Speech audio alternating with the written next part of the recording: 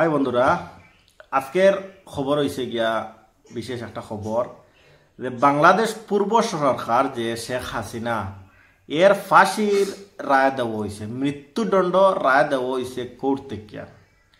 3 জজে এক রায় দিছেন যে এর মৃত্যুদণ্ড।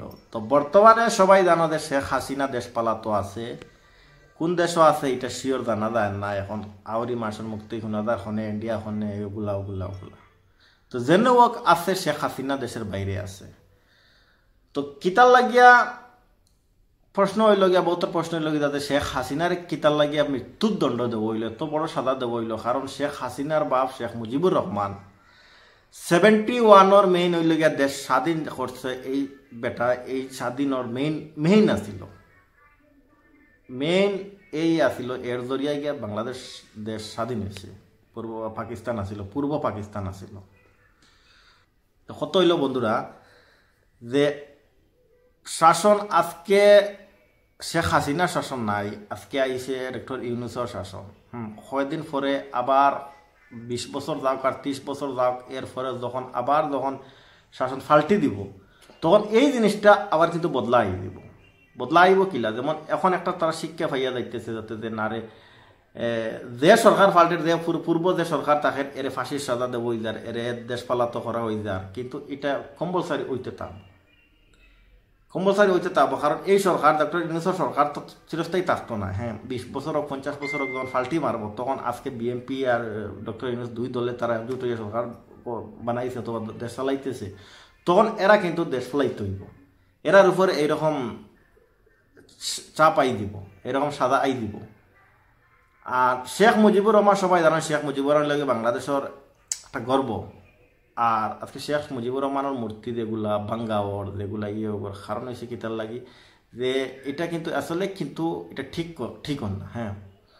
এটা কিন্তু ঠিক নাই যে মানুষের কারণে আজকে দেশ স্বাধীন হয়েছে, যে মানুষে আজকে মানুষের জনতারা লইয়া আজকে দেশে স্বাধীন করছে, এই মানুষের মূর্তি ভাঙ্গাওয়ার। এরপরে এই মানুষের আজকে শেখ মুজিবুর রহমানের মেয়ে হইল গিয়া শেখ হাসিনা। আর শেখ হাসিনার উপরে যে এত বড় সাজাটা, আমার মনে হয় এটা দেওয়া হইছে না, এটা দেওয়া আমার মনে হয় ঠিক না। কারণ এটা ভবিষ্যতে গিয়া অনেক ভয়ঙ্কর রূপ ধরতে পারে। শেখ হাসিনার ফুয়ায় উঠিয়া কইছে যাতে যে আগামী যখন ইলেকশন, এই ইলেকশনে যদি না তারা যদি সিট দেওয়া হয়, না খেলতে যদি দেওয়া হয়, তাহলে পরিস্থিতি অনেক ভয়াবহ। এটা ডাইরেক্ট ঠেক হইয়া দিছে। বর্তমানে বাংলাদেশের পরিস্থিতি এত খারাপ যে পুরা হাই অ্যালার্ট অবস্থায় বাংলাদেশ রাখা আছে বর্তমানে। আজকেও ঢাকা শহর 2টা বাস জ্বালানি হয়েছে, কিছু একটা হামলা হালকা হচ্ছে সালমা হয়ে গেছে। তো বর্তমানে পরিস্থিতি ভাই বাংলাদেশের অনেক খারাপ, অনেক ভয়াবহ পরিস্থিতি বর্তমানে আছে। আর আগে দিয়ে আরো ভয়াবহ পরিস্থিতি হইতে পারে। তো বর্তমানে বাংলাদেশ হাই অ্যালার্ট। তবে এই যে সিদ্ধান্তটা নিছে কোর্টে, এই কোর্টের সিদ্ধান্তটা নিছে যে এটা কোনো চাপও পড়িয়া নিছে নিনা না, এটা সত্য কারণের যাতে যে এগুলা হাসিনা এত ভুল করছে এর কারণে এর মৃত্যুর সাজা, এর মৃত্যুদণ্ড দেওয়া হয়েছে, রায় দেওয়া হয়েছে, এটা কিন্তু বোঝার ক্ষমতা নাই। তবে আজকালকুর এটা বোঝা যার যাতে যে কালকুর সব মানুষ রাজনীতির চাপও পড়িয়া এই সমস্ত রায় অথবা এই সমস্ত ইয়েগুলা হয়।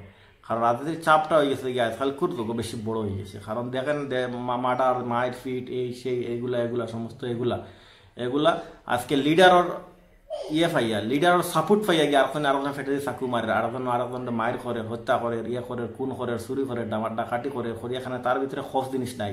এদের লগে লেগে আর নেতায় সন্ধিয়া কইব আমার মানুষকে ছাড়িয়ে দিলাও।